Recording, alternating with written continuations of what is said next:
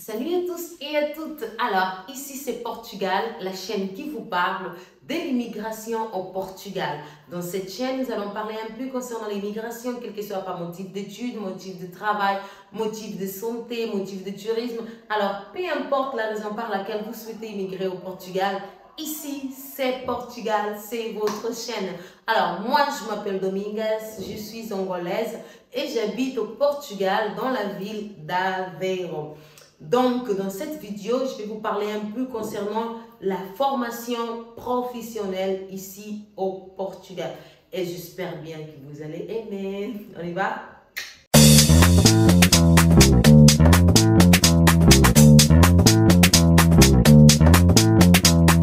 Donc, avant, je vous ai promis que j'allais faire une vidéo concernant la formation professionnelle. Et voilà, c'est arrivé le moment. Ça, c'est la première vidéo et il y aura encore des autres vidéos concernant la formation professionnelle pour bien vous expliquer. Donc, comment ça se passe-t-il la formation professionnelle? La formation professionnelle ici au Portugal, c'est comme partout dans les autres pays aussi francophones. Il y a deux genres. Je veux laisser le nom ici parce que le nom, il y a le STEP, le TEPS. Le nom est un peu compliqué, d'accord? Un, c'est professionnel et l'autre, c'est-à-dire, un vous donne le technicien, le brevet de technicien professionnel, qui c'est le BTP en français, et l'autre vous donne le brevet de technicien supérieur, qui est le BTS. Donc, ici au Portugal, il y a ces deux-là, qui je les ai déjà laissés là.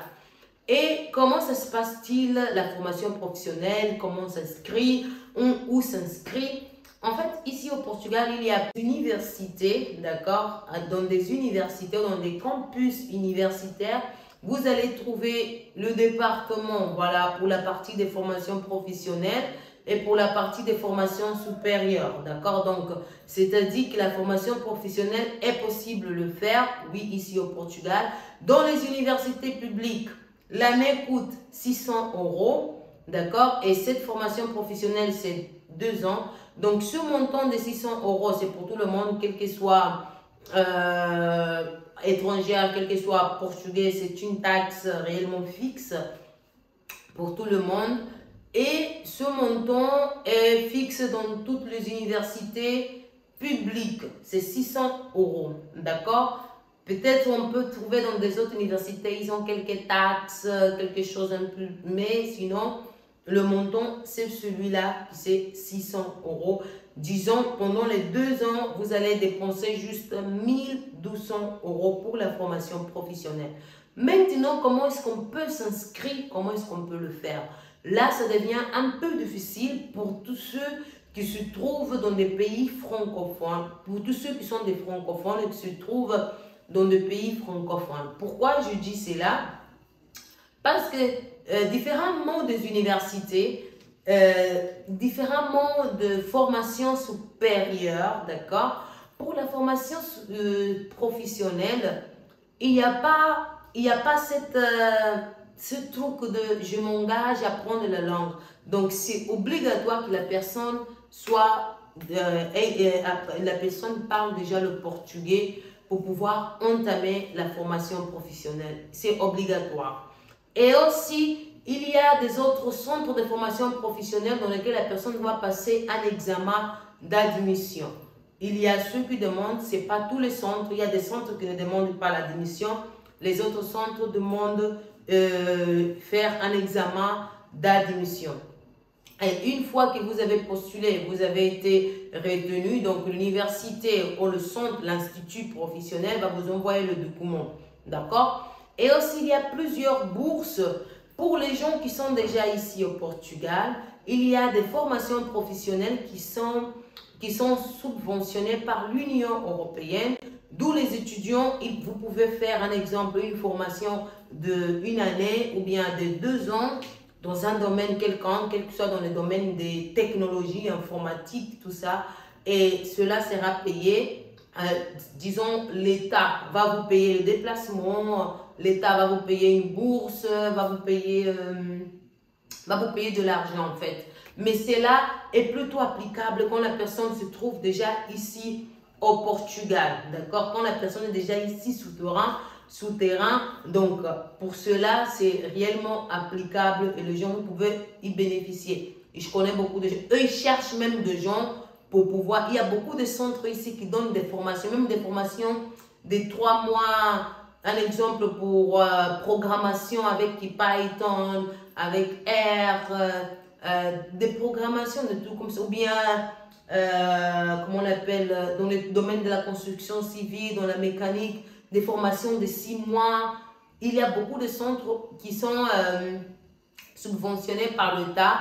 Tout d'abord, vous devez, la majorité, vous devez présenter que vous êtes, disons, vous n'avez pas un emploi, tout ça, et vous pouvez, et ces centres vont vous aider. Et disons que tous ces centres-là, tous ces instituts, ils sont reconnus par cet institut-là, je vais laisser ici le nom, que vous le connaissez déjà.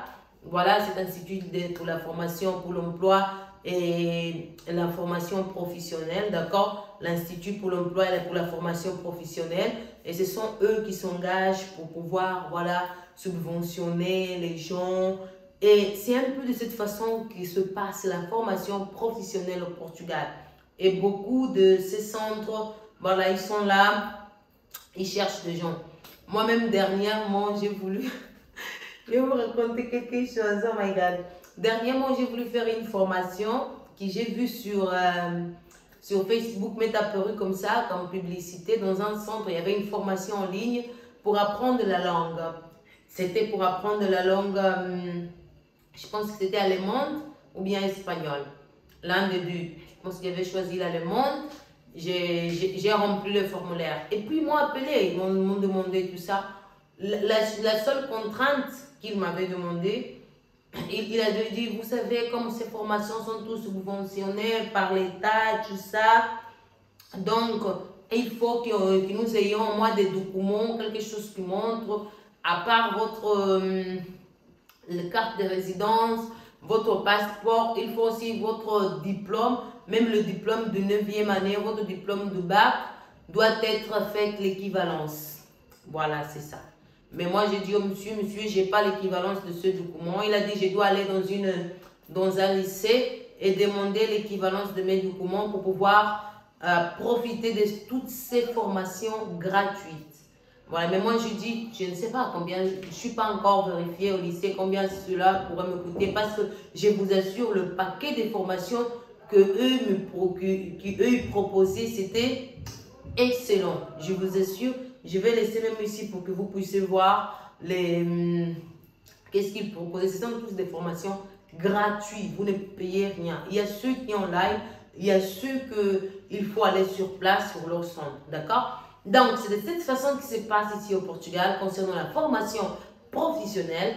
Et postérieurement, je vais vous faire encore une autre vidéo pour vous montrer un peu plus comment ça se passe-t-il pour faire l'inscription, pour se candidater, tout ça, et voilà, et c'est un peu ça. J'espère bien que vous avez aimé cette vidéo. Aujourd'hui, je pense que j'ai trop parlé, mais j'ai voulu parler de ça parce que ça fait longtemps que j'ai gardé ce sujet-là et aussi le temps, comme c'est trop court pour moi, j'ai pas eu comme assez du temps pour pouvoir faire cette vidéo, mais aujourd'hui, j'ai décidé de faire concernant la formation professionnelle. Je suis allée cueillir des informations, plus des informations, et c'est ça que j'ai eu comme information. Et j'ai encore quelques autres informations, mais pour que la vidéo ne soit pas trop longue, on va s'arrêter là-bas, d'accord? Donc, likez déjà, commentez, partagez avec vos amis. Si vous n'êtes pas encore abonné, n'hésitez pas à s'abonner. On se voit à la prochaine. Au revoir.